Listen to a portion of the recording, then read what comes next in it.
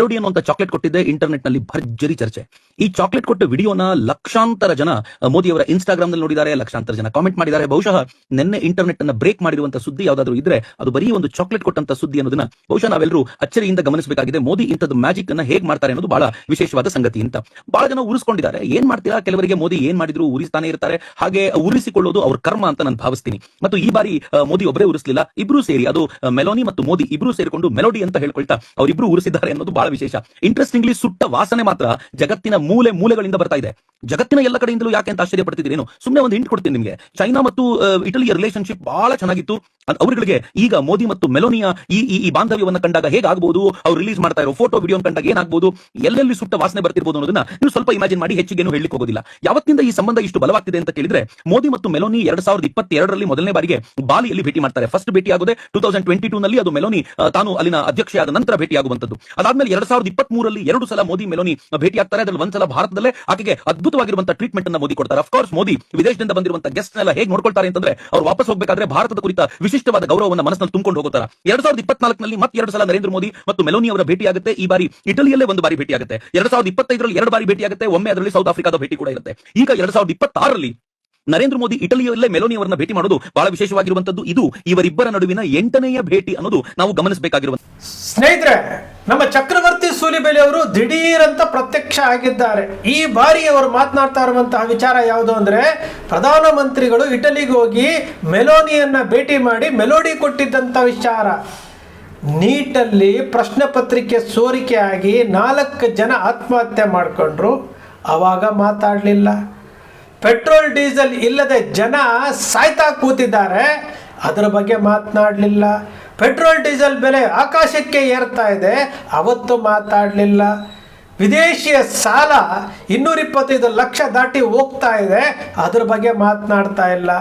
LPG cylinder ಬಗ್ಗೆ commercial 880 ರೂಪಾಯಿ ಆಗಿದೆ, ಅದರ ಬಗ್ಗೆ ಮಾತನಾಡಲಿಲ್ಲ. ದೇಶ ಇವತ್ತು ಅಧೋಗತಿಯತ್ತ ಹೋಗ್ತಾ ಇದೆ, ಅದರ ಬಗ್ಗೆ ಮಾತನಾಡಲಿಲ್ಲ.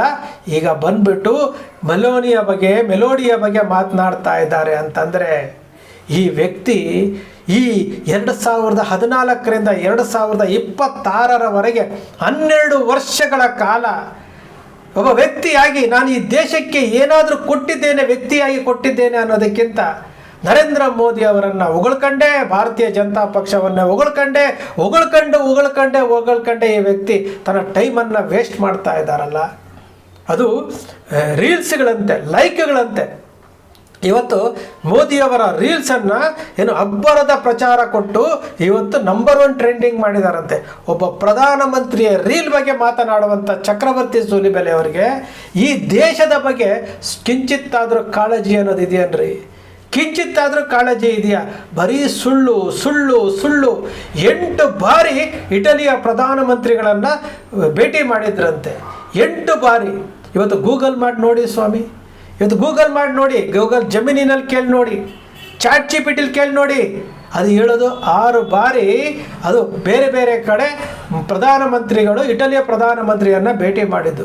ಈ ವ್ಯಕ್ತಿ 8 ಬಾರಿ ಭೇಟಿ ಮಾಡಿದ್ದಾರೆ ಅಂತಂದು ದೊಡ್ಡ ವಿಷಯ ಅನ್ನೋ ರೀತಿಯಲ್ಲಿ ವಿಡಿಯೋ ಮಾಡಿ ಹಾಕ್ತಾರೆ ಅಂತಂದರೆ, ನಾವೆಂತಹ ಮುಟ್ಟಾಳರಿದ್ದೀವಿ, ನಾವೆಂತಹ ಮೂರ್ಖರಿದ್ದೀವಿ. ಇಂತಹ ಮುಟ್ಟಾಳರನ್ನು ನಾವು ಮತ್ತಷ್ಟು ಮೂರ್ಖರನ್ನಾಗಿ ಮಾಡಬಹುದು ಅಂತೇಳಿ ಚಕ್ರವರ್ತಿ ಸೂಲಿಬೆಲೆ ಅಂತವರು ನಿರಂತರವಾಗಿ ಸುಳ್ಳು ಹೇಳ್ತಾ ಇರುವಂಥದ್ದು, ನಿರಂತರವಾಗಿ ಸಮಯಕ್ಕೆ ತಕ್ಕ ಹಾಗೆ ಮಾತನಾಡ್ತಾ ಇರುವಂಥದ್ದು. ನಾವೆಷ್ಟು ಮೂರ್ಖರಿದ್ದೀವಿ ಅಂತೇಳಿ ನಮಗೆ ನಾವೇ ಕ್ಯಾಲ್ಕುಲೇಷನ್ ಹಾಕ್ಕೊಂಡ್ರೆ ಗೊತ್ತಾಗುತ್ತೆ. ಇಂಥವರಿಂದಲೇ ಇವತ್ತು ಸೋಷಿಯಲ್ ಮೀಡಿಯಾದಲ್ಲಿ ಸುಳ್ಳುಗಳನ್ನು ಹರಿದಾಡಿಸ್ತಾ ಇರುವಂಥದ್ದು. ಎಂತೆಂತಹ ಸುಳ್ಳು ರೀ!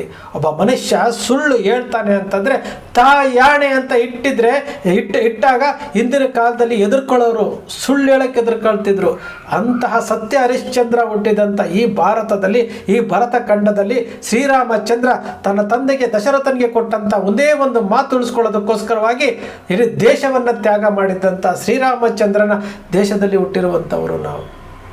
ಸತ್ಯ, ನ್ಯಾಯ, ನೀತಿ, ಧರ್ಮವನ್ನು ಬೋಧಿಸುವಂತಹ ಭಗವದ್ಗೀತೆಯನ್ನು ಪಠನ ಮಾಡುವಂತಹ ಭಾರತೀಯರು, ಹಿಂದೂಗಳು ನಾವು. ಇಂತಹ ಭಾರತ ಖಂಡದಲ್ಲಿ ಇಂತಹ ಸುಳ್ಳು ಹೇಳ್ಕೊಳ್ತಿರುವಂತಹ ಇಂಥವರನ್ನು ಸಹ ನಾವು ಬೆಂಬಲಿಸ್ತಾ ಇದ್ದೀವಿ ಅಂತಂದರೆ ನಾವು ಯಾವ ಸ್ಥಿತಿಗೆ ಹೋಗ್ತಾ ಇದ್ದೀವಿ? ಯಾವ ಸ್ಥಿತಿಗೆ? ಮೆಲೋಡಿಯ ಬಗ್ಗೆ ಈ ವ್ಯಕ್ತಿ ದಿಢೀರಂತ ಬಂದು ಮಾತನಾಡ್ತಾ ಇರುವಂಥದ್ದು. ಕಳೆದ ವರ್ಷ ಆಪರೇಷನ್ ಸಿಂಧೂರ ಆಯ್ತಲ್ಲ, ಅವಾಗ ಪಾಕಿಸ್ತಾನ 4 ಭಾಗ ಆಗೋಯ್ತಂತೆ. ಮೀಡಿಯಾಗಳು ಮುಂದೆ ಹೇಳ್ತಾ ಇರುವಂಥದ್ದು. ಕಿಂಚಿತ್ತಾದರೂ ಈ ವ್ಯಕ್ತಿಗೆ ಕಿಂಚಿತ್ತಾದರೂ ನಾನು ಸುಳ್ಳು ಹೇಳ್ತಾ ಇದ್ದೇನೆ, ನಾನು ಸುಳ್ಳು ಹೇಳಿ ಜೀವನ ಮಾಡ್ತಾ ಇದ್ದೇನೆ, ದಾರಿ ತಪ್ಪಿಸ್ತಾ ಇದ್ದೇನೆ, ನಾನು ಮಾಡಿದ್ದೆಲ್ಲ ತಪ್ಪಾಯಿತು, ಇದು ನನಗೆ ಪಶ್ಚಾತ್ತಾಪ ಆಗಬೇಕಾಗಿತ್ತು, ಪ್ರಾಯಶ್ಚಿತ್ತ ಮಾಡ್ಕೊಳ್ಳೋದಕ್ಕಾದರೂ ಕ್ಷಮೆ ಕೇಳಿ ದುಡಿಮೆ ಕಡೆ ಗಮನ ಹರಿಸ್ಬೇಕಾಗಿದ್ದಂಥ ಚಕ್ರವರ್ತಿ ಸೂಲಿಬೆಲೆ ಅವರು ಇನ್ನೂ ಸಹ ಸುಳ್ಳುಗಳನ್ನು ಹೇಳ್ತಾ ಇದ್ದೀರಿ ಅಂತಂದರೆ ನಾವು ಏನಂತ ಅರ್ಥೈಸ್ಕೊಳ್ಬೇಕ್ರಿ? ಪೆಟ್ರೋಲ್ 20 ರೂಪಾಯಿಗೆ ಬರುತ್ತೆ, ಪೆಟ್ರೋಲ್ 20 ರೂಪಾಯಿಗೆ ಬರುತ್ತೆ, ವಿದೇಶದಿಂದ ಕಪ್ಪು ಹಣ ಬರುತ್ತೆ, 2019ಕ್ಕೆ ಬರುತ್ತೆ. ಏನೆಲ್ಲ ಸುಳ್ಳುಗಳು, ಏನೆಲ್ಲ ಸುಳ್ಳು. ಬುಲೆಟ್ ಟ್ರೈನ್ ಆಯಿತು, ಎಲ್ಲವನ್ನೂ ಬಿಟ್ಟು ಬಿಟ್ಟು ಬಿಟ್ಟು ಬಿಟ್ಟು ಬಿಟ್ಟು ಎಲ್ಲರನ್ನೂ ಬಳಸ್ಕೊಂಡಿದ್ದಾಯ್ತು ರೀ. ಎಲ್ಲರನ್ನೂ, ದೇಶವನ್ನು ಬಳಸ್ಕೊಂಡ್ರು, ಧರ್ಮವನ್ನು ಬಳಸ್ಕೊಂಡ್ರು, ರಾಮಚಂದ್ರನನ್ನು ಬಳಸ್ಕೊಂಡ್ರು, ಹಿಂದೂ ಧರ್ಮವನ್ನು ಬಳಸ್ಕೊಂಡ್ರು, ಗೋವುಗಳನ್ನು ಬಳಸ್ಕೊಂಡ್ರು. ನರೇಂದ್ರ ಮೋದಿಯವರನ್ನಂತೂ ಬಳಸ್ಕೊಂಡು ಈ ವ್ಯಕ್ತಿ ತನ್ನ ಜೀವನ ಪೂರ್ತಿ ಇದನ್ನೇ ಮಾಡ್ಕೊಂಡು ಬಂದ್ಬಿಟ್ರೆ ಸಮಯ ಇರುತ್ತೇನ್ರಿ? ಸಮಯ ಓಡ್ತಾ ಇರುತ್ತಲ್ರಿ. ಒಬ್ಬ ಮನುಷ್ಯ ದುಡ್ದು ಕಾಯಕ ಮಾಡಿ ಜೀವನ ಮಾಡಬೇಕು, ಕಷ್ಟಪಟ್ಟು ದುಡ್ದು ಜೀವನ ಮಾಡ್ತಾನೆ, ಅವನು ಪರಿಪೂರ್ಣವಾದಂತಹ ಮನುಷ್ಯ. ಅವ್ರು ಹೇಳ್ತಾರೆ, ಚಕ್ರವರ್ತಿ ಅವರೇ ನಿಮ್ಮ ಆದಾಯದ ಮೂಲ ಯಾವುದು ಅಂತ ಒಂದು ಚಾನಲಲ್ಲಿ ಕೇಳಿದಾಗ ನನಗೆ ಎಲ್ಲರೂ ಬಟ್ಟೆ ತಂದು ಕೊಡ್ತಾರೆ, ಎಲ್ಲರೂ ಊಟ ತಂದು ಕೊಡ್ತಾರೆ, ಎಲ್ಲರೂ ಗಾಡಿ ತಂದು ಕೊಡ್ತಾರೆ ಅಂದರೆ ಎಲ್ಲರೂ ತಂದುಕೊಡೋ ಬಟ್ಟೆ, ಎಲ್ಲರೂ ತಂದುಕೊಡೋ ಊಟ ಹಾಕ್ಕೊಂಡು ನಿಮ್ಮ ಸಾಧನೆ ಏನ್ರಿ? ನಿಮ್ಮ ಸಾಧನೆ ಏನು? ಮೈ ಬಗ್ಗಿಸಿ ಕೆಲಸ ಮಾಡಿ ಅಲ್ಲಿ ದುಡ್ದಂತಹ ದುಡ್ಡಿನಲ್ಲಿ ಒಂದು ತುತ್ತು ಅನ್ನ ತಿನ್ನೋದಿದೆಯಲ್ಲ, ಅದಲ್ವೇನ್ರಿ ಶ್ರೇಷ್ಠತೆ? ಅದೇನಲ್ವೇನ್ರಿ? ಇವತ್ತು 3 ಮಕ್ಕಳು ಮಾಡ್ಕೊಳ್ಳಿ, 4 ಮಕ್ಕಳು ಮಾಡ್ಕೊಳ್ಳಿ ಅಂತೇಳಿ ಭಾಷಣ ಮಾಡುವಂಥ ಚಕ್ರವರ್ತಿ ಸೂಲಿಬೆಲೆ ಅಧಿಕೃತವಾಗಿ ಮದುವೆ ಆಗಿದ್ದಾರೇನ್ರಿ? ಅಧಿಕೃತವಾಗಿ ಸಂಸಾರ ಮಾಡ್ತಾ ಇದ್ದಾರೇನ್ರಿ? ಅಧಿಕೃತವಾಗಿ ಅವರೇನಾದರೂ ಕುಟುಂಬವನ್ನು ಸಲ್ಲುತ್ತಾ ಇದ್ದಾರೇನ್ರಿ? ಏನೂ ಇಲ್ಲ.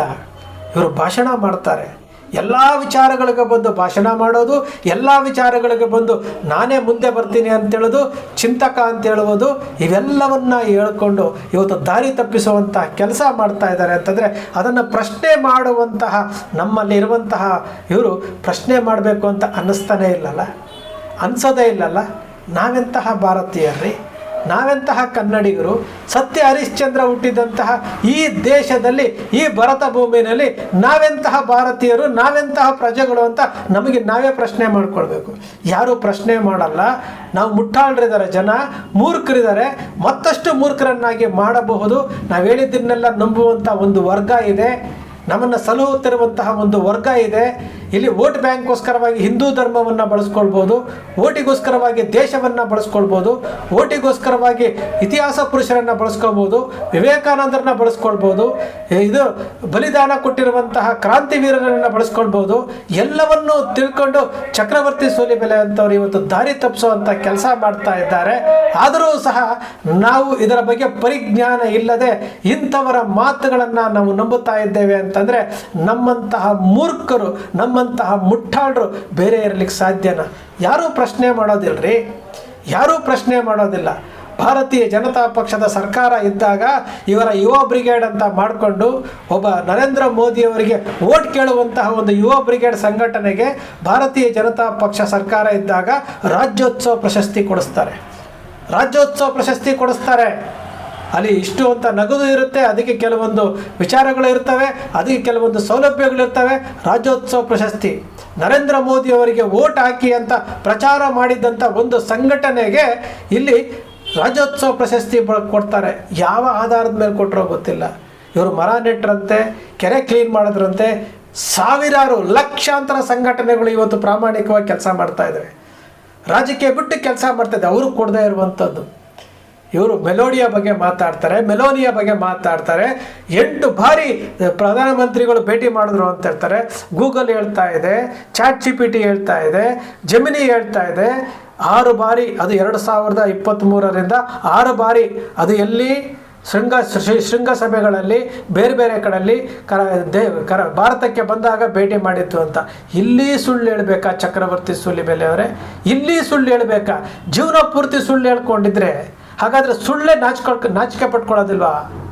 ಸ್ನೇಹಿತರೆ, ನಮ್ಮ ಕಣ್ಣು ಮುಂದೆ ನಡೀತಾ ಇರುವಂತಹ ತಪ್ಪುಗಳನ್ನು ತಿದ್ದಿ ಹೇಳ್ದ ಹೋದರೆ ನಾವು ಈ ಭೂಮಿ ಮೇಲೆ ಹುಟ್ಟಿರುವುದು ದೊಡ್ಡ ವೇಸ್ಟ್ ಅನಿಸುತ್ತೆ ನಮಗೆ. ಚಕ್ರವರ್ತಿ ಸೂಲಿಬೆಲೆ ಅವ್ರನ್ನ ಟ್ರೋಲ್ ಮಾಡ್ತಾ ಇರುವಂತಹ ಬಹಳಷ್ಟು ಪೇಜ್ಗಳಿದ್ದಾವೆ. ಬಹಳಷ್ಟು ಜನ ಹೆಂಗೆ ಪುಂಗ್ಲಿ ಅಂತಾರೆ, ಏನು ಬೇರೆ ಬೇರೆ ಹೆಸರುಗಳಿಂದ ಕರೀತಾರೆ. ಇಷ್ಟೆಲ್ಲ ಹೇಳಿದ್ರು ಸಹ ನಾನು ತಪ್ಪು ಮಾಡ್ತಾ ಇದ್ದೇನೆ, ನಾನು ತಪ್ಪು ಮಾಡಬಾರ್ದು ಇನ್ನು ಮುಂದೆ ಅಂತೇಳಿ ನಾನು ಸಹ ಒಬ್ಬ ಜವಾಬ್ದಾರಿಯುತವಾದಂಥ ಪ್ರಜೆಯಾಗಿ ಬದುಕಬೇಕು, ಜೀವನ ಮಾಡಬೇಕು ಅಂತ ಒಂದು ದಿವಸನೂ ಅನ್ನಿಸ್ದೇ ಇರೋದಿದೆಯಲ್ಲ, ಇದು ಮಾತ್ರ ಬಹಳ ಬೇಸರದ ಸಂಗತಿ. ಸ್ನೇಹಿತರೆ, ನಿಮ್ಮ ಅಕ್ಷರ ಮೀಡಿಯಾ ಸೃಷ್ಟಿ ಮಾಡೋದಿಲ್ಲ, ಕಲ್ಪನೆ ಮಾಡೋದಿಲ್ಲ, ವಾಸ್ತವದ ವಿಚಾರವನ್ನು ವಿಶ್ಲೇಷಣೆ ಮಾಡುತ್ತೆ. ನಿಮ್ಮ ಅಕ್ಷರ ಮೀಡಿಯಾದ ವಿಶ್ಲೇಷಣೆ ನಿಮ್ಗೆ ಇಷ್ಟ ಆಯಿತು ಅಂದರೆ ಸಬ್ಸ್ಕ್ರೈಬ್ ಆಗಲಿಲ್ಲ ಅಂದರೆ ಸಬ್ಸ್ಕ್ರೈಬ್ ಮಾಡ್ಕೊಳ್ಳಿ. ಪಕ್ಕದಲ್ಲಿ ಕಾಣುವಂಥ ಬೆಲ್ ಐಕಾನ್ ಪ್ರೆಸ್ ಮಾಡಿ, ಶೇರ್ ಮಾಡಿ, ಪ್ರೋತ್ಸಾಹ